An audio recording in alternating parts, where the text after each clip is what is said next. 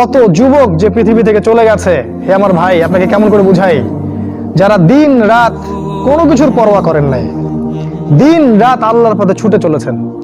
ওই খালিদ বিন ওয়ালিদ রাদিয়াল্লাহু আনহুকে দেখেন, তিনি মৃত্যু সজ্জায় বলেছিলেন যে আমি জাহাদতু কাযা ওয়া কাযা, আমি যে কতই না যুদ্ধ করেছি আল্লাহর পথে, আমার শরীরে এমন একটা দাগও নাই যেখানে, মানে একটা জায়গাও বাকি নেই আমার শরীরের মধ্যে যেখানে কোনো তরবারির আঘাত নাই বা বর্ষার ছোঁয়া নাই।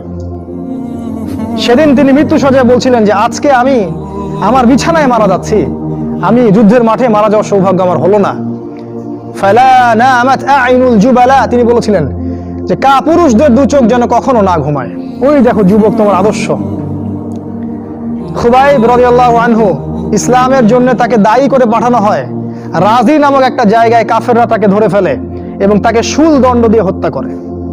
খুবাইব রাদিয়াল্লাহু আনহুকে যখন শুল দেওয়া হচ্ছিল, তিনি বলছিলেন, এই কবিতাটা ভালো করে পড়বা, রাহিকুল মাকতুম বই আছে, লাস্তু উবালিহি না উক্তালু মুসলিমান। তাকে যখন শুল দণ্ড দেওয়া হচ্ছে, শুল দণ্ড মানে বোঝো, পিছন দিয়ে মানে লৌহ দণ্ড প্রবেশ করিয়ে মাথা দিয়ে বের করে দিত, কঠিন দণ্ড, একটা ফাঁসি টাসির চেয়েও ভয়ঙ্কর। এই শুল দণ্ড তাকে দেওয়া হচ্ছে এবং বলা হচ্ছে, তুমি কি চাও তোমাকে ছেড়ে দেই আর মুহাম্মাদকে তোমার জায়গায় শুল দণ্ড দেই? কাফেররা বলেছিল। আর এই যুবক বলেছিলেন যে আমার জীবনের বিনিময়ে নবীর একটা চুলের আঘাত পাক, সেটাও আমি চাই না।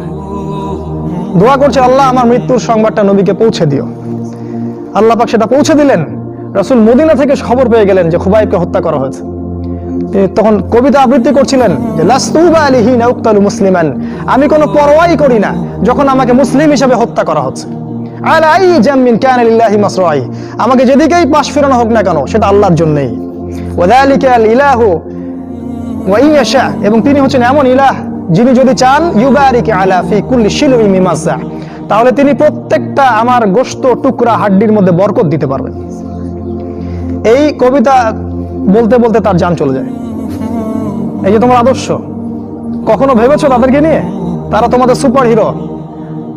আজকে ফ্যান্টাসির জগতে সুপার হিরো খুঁজে বেড়াও তোমরা।